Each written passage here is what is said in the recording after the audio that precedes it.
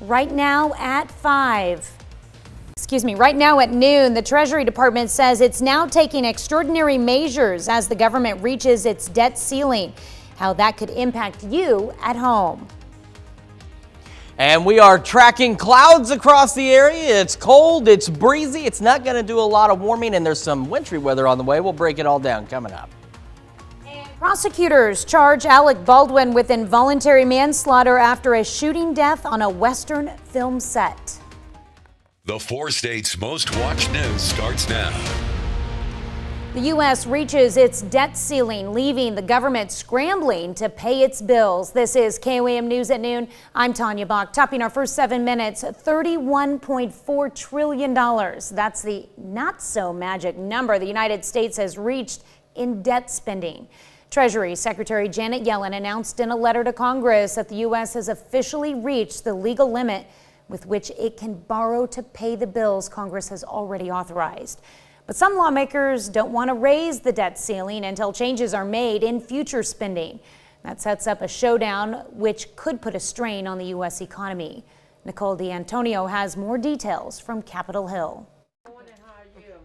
Hardware store owner Bill Hart says he's worried about the impact the debt ceiling could have on his business and its 50 employees. It is a big responsibility when you're responsible for this many people's livelihoods and families. The Treasury Department says today is the day the nation has reached its debt ceiling limit, the legal limit with which it can borrow to pay the country's bills. The department has begun taking extraordinary measures to prevent from defaulting on debt, including shifting money between accounts, as well as temporarily holding off on payments to some federal employee retirement plans and health funds for retired postal workers. That gives Congress until June 5th to raise the debt ceiling. Why wouldn't we sit down now, set a budget, set a path to get us to a balanced budget? House Republicans are demanding changes to the country's spending before they'll raise the debt ceiling. But the White House says that's non-negotiable. This Congress has a basic set of obligations, and none more fundamental than maintaining the full faith and credit of the United States. And nobody should be putting on the table and even suggesting that that is up for debate or up for negotiation. Hitting the debt ceiling could cause the government to furlough non-essential government employees, delay tax refunds, Social Security checks, and close museums and national parks. When you don't have Social Security checks coming in, not only is it putting individuals at risk, it is putting the economy at risk. Right. Those Social Security checks are spent in this economy. CBS News business analyst Jill Schlesinger says hitting the debt limit could push the U.S. into a recession. Nicole D'Antonio, CBS News, Capitol Hill. Well, newly elected Missouri Congressman Eric Burleson visited KCU Joplin yesterday. He represents the state's 7th congressional district. Now, Burleson says he's against raising our nation's debt limit and would rather change our country's spending habits. I'm new, but I didn't go to Washington to raise the debt ceiling, right? I think that we're passing on to our children a debt that is unsustainable, and at some point we have to cut the credit card in half. So that's why I think that we need to figure out ways to control the spending, not continue to raise the debt limit. Now, the last time the U.S. came close to defaulting on its debt was in 2011. The stock markets dropped, borrowing costs increased, and people lost their jobs. Well, windy and cold. Not my idea of a great Thursday at all. Chris Warner joins us with a first look at the forecast. Yeah, it is all of those things today. It's cloudy right now, as you can see at 7th and Rangeline. It is cold right now, and it is still breezy out there as well. MoDOT camera I-44 and Rangeline showing cloud cover as well, but it will start to clear a little later. Now, yesterday we made it up to 58 degrees, starting the day at 44, which is 1 degree shy of what our average high should be. However, today is a completely different story. We also managed to get about an inch of rain. Check out what our temperatures have done since just Tuesday, as they've tanked off, and they will continue to be downright chilly across the area. We're at 38 in Iola, 39 Parsons, 37 Miami, 35 Neosho and Carthage. We are sitting at 36 in Joplin right now. We showed you the cloud cover with that breeze out of the west at 17. It feels like it's 26. Now we're still expected to warm just a little bit, and as you can see later in the afternoon, clouds will begin to clear, and that would be a nice thing to see a little extra sunshine out there. 43 for our high in Joplin today, but some of us aren't going to make it out of the upper 30s. We hold on to mostly cloudy skies through 2 o'clock, and then we start to become partly cloudy. And of course, to stay ahead of the latest weather and everything you need to know, what you need to do is scan this QR code or go to the Google Play Store, the Apple App Store, and download the KOAM Skywatch weather app. That way you can keep everything with you wherever you go. We'll have more on our cold forecast and some snow chances we're keeping an eye on here in a few minutes. All right, thanks, Chris. President Biden travels to California today to visit areas devastated by extreme weather since the new year. It's brought widespread flooding, toppled trees, and triggered hundreds of landslides. The president will meet with first responders, state and local officials, and communities impacted by the devastation.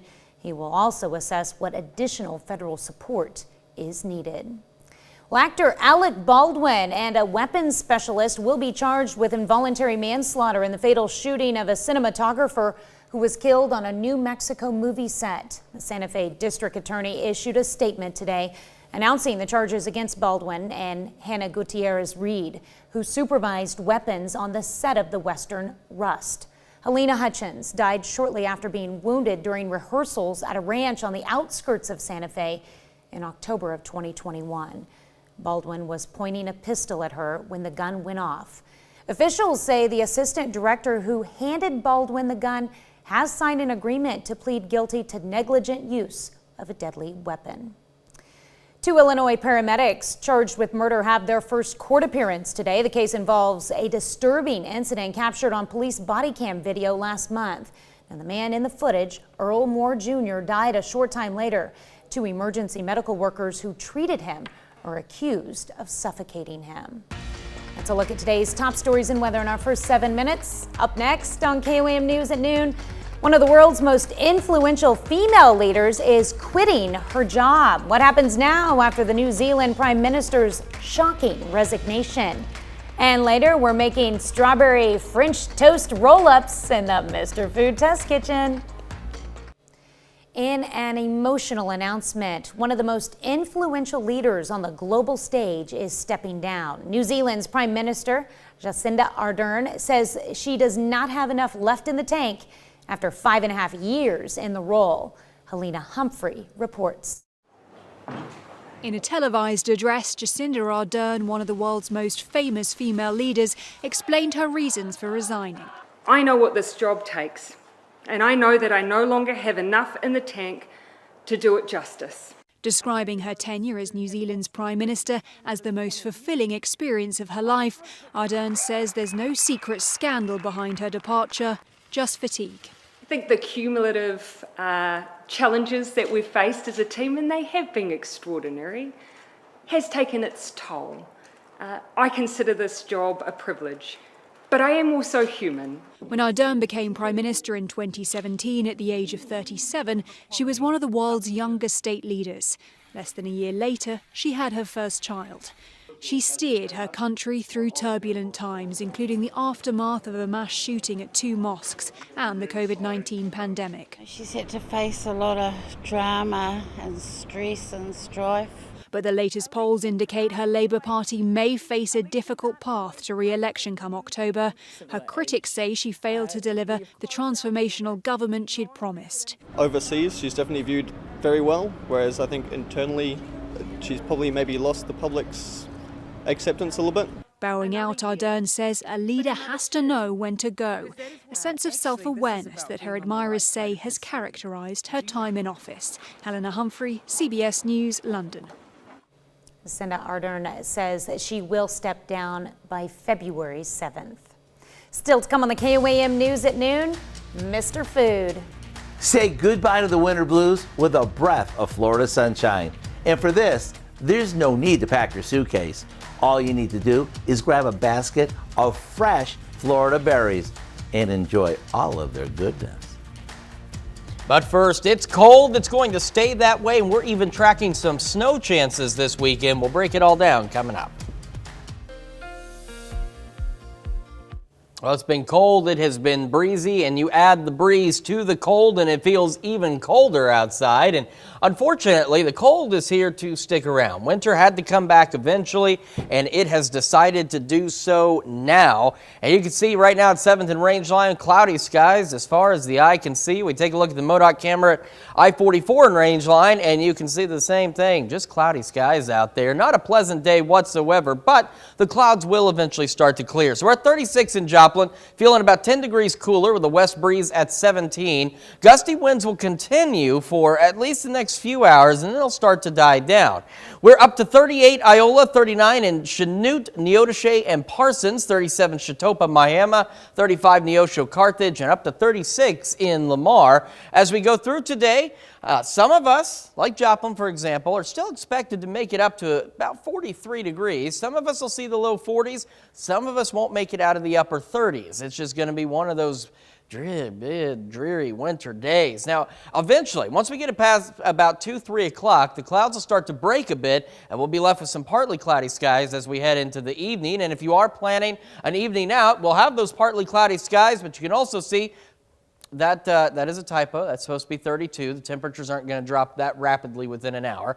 But as you can see, though, regardless, it's going to be downright cold tonight, but the winds will calm down. Even the just sustained winds won't be that much to talk about as we head into the evening and overnight hours. We're going to drop back down to 29 degrees, and that's pretty darn cold compared to what we've seen, but 29 degrees is almost at average for this time of year. So again, winter's just settling back in, but we have been so mild for so long, it feels just plain old-fashioned cold out there. So as we head through our Friday, nothing big to worry about. We're looking at a pretty decent Friday. And then we head into Saturday afternoon. We start to see a system make its way in. It's going to start as some rain across the area, but as temperatures drop through the evening and into the overnight, that could start to turn into a bit of a wintry mix, maybe some light snow out there, and that could persist all the way into Sunday morning. So one thing it's going to do for sure is create some slick spots, but the good news is, as of right now, we're not looking at any significant accumulations out of this system.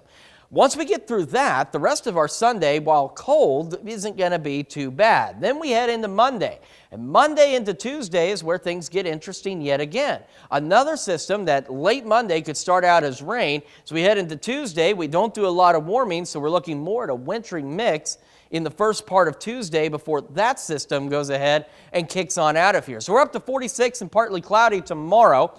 Then we've got the rain turning to snow and that wintry mix kind of situation late Saturday and lasting into early Sunday. And then we return to Monday with more evening rain, maybe some snow turning into snow by Tuesday morning. And as you can see, once we get past Saturday, Sunday through Wednesday, our high temperatures do not make it out of the upper 30s. And our overnight lows start dropping back into the 20s, hence why we have the ability to hold on to some snow across the area. Now after that, by the way, right now, computers are thinking at most between both these sets of snow, maybe 1.5 inches total. So we're not talking major accumulations, but it could still lead to some slick spots. We get back to normal for Thursday and Friday, and then as we head into Saturday of next week, boy, we get kicked right in the pants as our temperatures drop back down to only 33 for a high by next Saturday. And as you can see, we also hold on to just mostly cloudy conditions. So the sunshine we see between today and tomorrow may be some of the most sunshine that we see for the next several days. It's going to be cloudy, cold, very wintry, very January-like out there.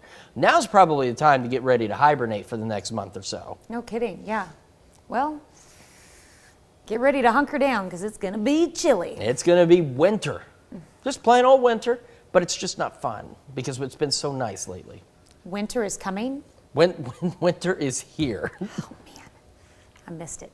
All right, thanks, Chris. We take this time to honor today's four-state hero, Private Orville Scott in the U.S. Army. The soldier from Joplin, Missouri, joined the 77th Rifle Company in 1950. He served a tour in Korea, earning the Korean Service Medal with 1 Bronze Star and the Army of Occupation Medal in Japan. To Orville Scott, we thank you, our four-state hero. What happens when you combine fresh Florida strawberries with easy as can be French toast roll-ups? Well, you end up with a breakfast treat that is 5-star worthy. Howard shows us how to make strawberry French toast roll-ups in the Mr. Food Test Kitchen.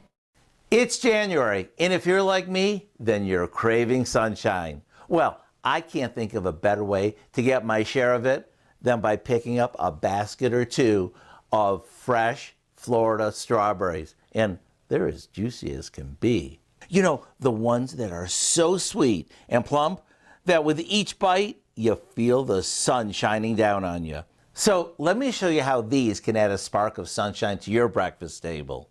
We start by beating together some cream cheese, an egg yolk, a splash of vanilla, and a bit of sugar in a bowl.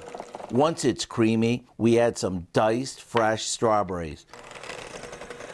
Now we set this aside and we roll out slices of plain old white bread with the crust cut off, and we spoon the strawberry cream cheese mixture over them. Now we roll them up, brush them with melted butter before generously coating them with cinnamon sugar. Then onto a baking sheet they go and into the freezer. When it's time to bake them off, we slice up some Florida strawberries to top them off with. What makes these so good is the climate as well as all the TLC that they get. So whether you eat them as is, make a salsa with them, or dip them in chocolate, are you ever in for a treat? To get the recipe for our amazing Florida strawberry French toast roll-ups that you can eat topped with sliced Florida strawberries or as is, all you need to do is visit our website.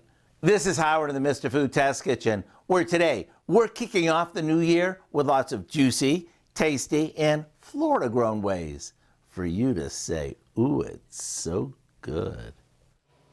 You can find this recipe along with a lot more good food from the Mr. Food Test Kitchen online. Just go to our website at KOAMnewsnow.com. Here's a look at our 4-state market prices.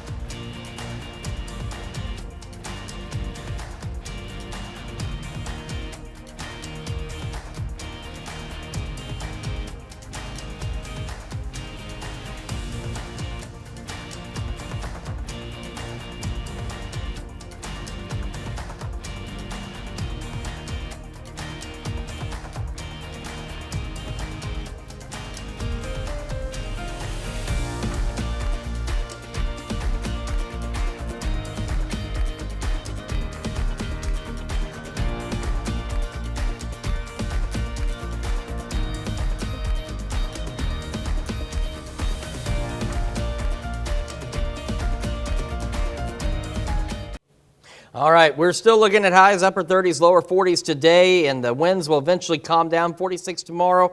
Rain, then to snow, and hanging on into early Sunday morning, so some slick spots possible, and then another round of rain, maybe some snow Monday night into Tuesday, and Sunday through Wednesday of next week. We do not break the upper 30s for highs, so it is definitely wintertime. Yeah. Too bad. All right, what do we have coming up tonight at 5? Well, at 5, a lot of people are hitting the gym as part of their New Year's resolution to get fit. When it comes to exercise, there are a lot of myths floating around. In Health Watch, we're going to reveal some of the worst ones. Plus, Joplin firefighters are making sure local businesses pass safety inspections after a COVID hiatus. And a day in the life of a Pittsburgh police officer. Hope you join us for those stories. A lot more, of course. It's all coming up on KOAM News at 5. All right, thank you, Dal. Thanks for joining us for KOAM News at noon. We'll see you right back here at 5 o'clock.